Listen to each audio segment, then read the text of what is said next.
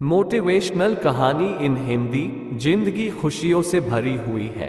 जरूरत है सिर्फ उन्हें पहचानने की। ये कहानी आपको यही समझाने का प्रयास करने के लिए है कि हमारी जिंदगी में अनेकों खुशियां हैं, मगर हम उन्हें खोज नहीं पाते, या कहे कि हमारा उनके ऊपर ध्यान ही नहीं जाता और हम बेवजह ही अपनी जिंदगी को खराब समझने लग जाते। तो वीडियो को आगे बढ़ने से पहले अभी तक आप लोगों ने चैनल को सब्सक्राइब नहीं किया तो चैनल को सब्सक्राइब जरूर कर ले। धन्यवाद। ये कहानी है एक ऐसे लड़के की जो निराश था, हताश था। एक दिन उसे एक महात्मा मिले। लड़के ने महात्मा जी से कहा, महात्मा जी, मेरे साथ कुछ भी अच्छा नहीं होता। जो भी मैं सोचता हूँ सब कुछ उससे उल्टा होता है। मेरी नौकरी करता हूँ। मैं पहले सोचता था कि जब नौकरी लग जाएगी तो अपने पिताजी को एक अच्छी गाड़ी लेकर दूंगा, लेकिन अब नौकरी तो लग गई लेकिन इतने पैसे नहीं मिलते कि गाड़ी ले सकूं। सोचा था कि अपने बीवी बच्चों को दूसरे देश में घुमा कर लेकर आऊंगा, लेकिन वो भी नहीं हो पा रहा है। बस जिंदगी ऐसे ही चलती जा रही है, क्या करूं कुछ बताइए। महात्मा जी लड़के को एक फूलों के बगीचे में ले गए जहां बहुत ही सुंदर फूल थे। वहां ले जाकर लड़के से कहा कि तुम्हें बगीचे में से किसी एक फूल को लेकर आना है जो तुम्हें सबसे सुंदर लगता हो, लेकिन एक शर्त है, किसी भी फूल को तुम पीछे हटकर नहीं तोड़ना। जो तुमने एक बार पीछे छोड़ दिया तो वो समझो तुमसे छूट गया। लड़का बगीचे के एक कोने से फूल चुनने के लिए चल दिया। उसे बहुत सुंदर फूल दिखाई दे रहे थे, लेकिन लड़का ये सोचकर आगे बढ़ता गया कि कहीं इस फूल से भी फूल हो तो उसे तोड़कर लाऊंगा। लड़का आगे बढ़ता गया और लड़के ने अभी तक कोई भी फूल नहीं तोड़ा था। अब बगीचे में केवल कुछ ही फूल बाकी थे जो बिल्कुल सूखे हुए थे। अब लड़का शर्त के मुताबिक पीछे छोड़े हुए फूलों में से भी नहीं तोड़ सकता था। लड़के के पास सिर्फ एक विकल्प था कि वो इन सूखे फूलों में से ही किसी एक को तोड़े। लड़का एक सूखा हुआ फूल तोड़कर महात्मा जी के पास पहुंचा और सूखा हुआ फूल दिखाया। महात्मा जी सूखा हुआ फूल देखकर कहने लगे कि बगीचे में इतने सुंदर फूल थे और तुम एक सूखा हुआ फूल तोड़कर लेकर आए हो।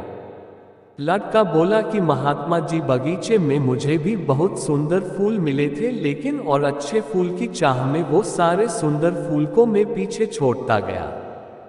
फिर बाद में केवल सूखे हुए फूल ही थे जिनमें से मैं एक फूल लेकर आ गया।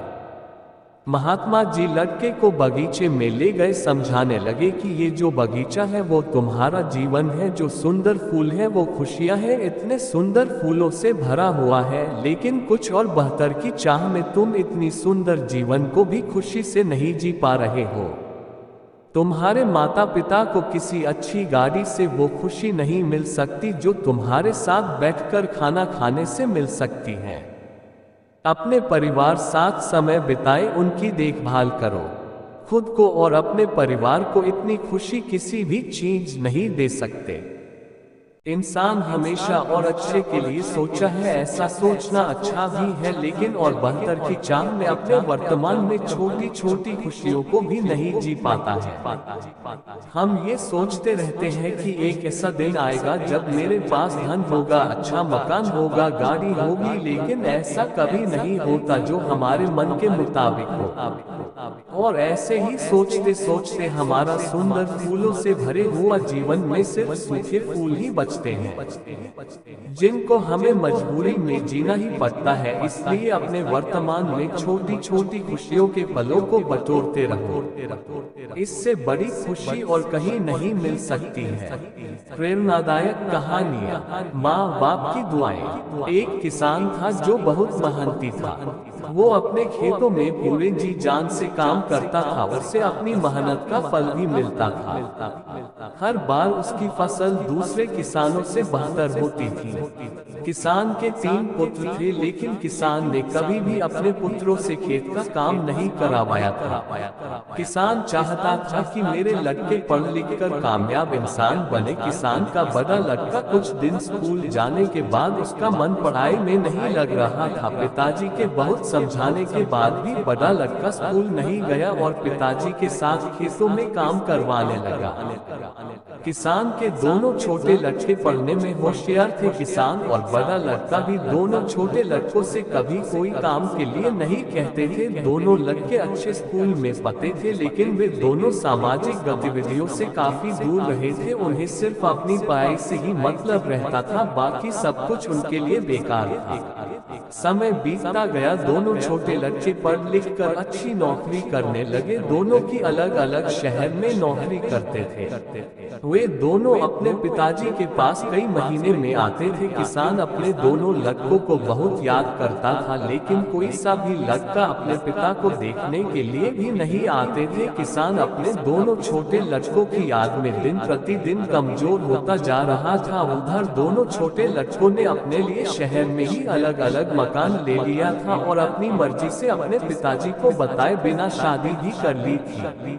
अब वे अपने पिताजी के पास जाते ही नहीं थे। उन्हें गांव में जाना पसंद नहीं था। वे दोनों भूल चुके थे कि वे गांव में ही खेल कूद कर बड़े हुए थे। किसान का बड़ा लड़का अपने पिताजी की बहुत सेवा करता था। वो पढ़ा लिखा नहीं था, लेकिन अपने कर्तव्यों को बखूब जानता था। उसने अपने भाई के लिए कभी कुछ गलत नहीं कहा। कुछ दिनों के बाद किसान की मृत्यु हो जाती है, लेकिन मृत्यु से पहले वह अपने पुत्रों के लिए एक वसीयत के नाम पर 3 पत्र छोड़ जाता है। कहता था कि ये पत्र तीनों लड़कों के एक साथ दिए जाए।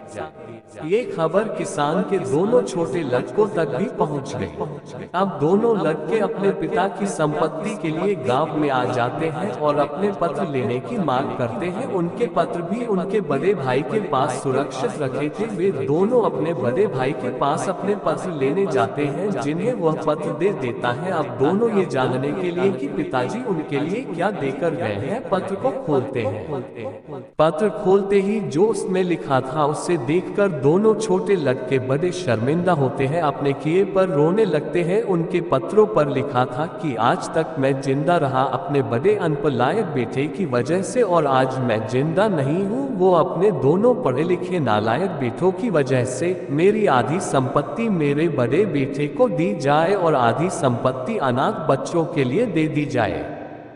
ये कहानी हमें बहुत कुछ सिखाती है। आजकल की व्यस्त जिंदगी में हम पैसों के लिए अपने माता पिता को अकेला छोड़ देते हैं, जबकि हमें अपने बुजुर्गों की अच्छी तरह देखभाल करनी चाहिए। पहले खुद को सुधारना चाहिए, फिर दूसरों की गलती निकालें।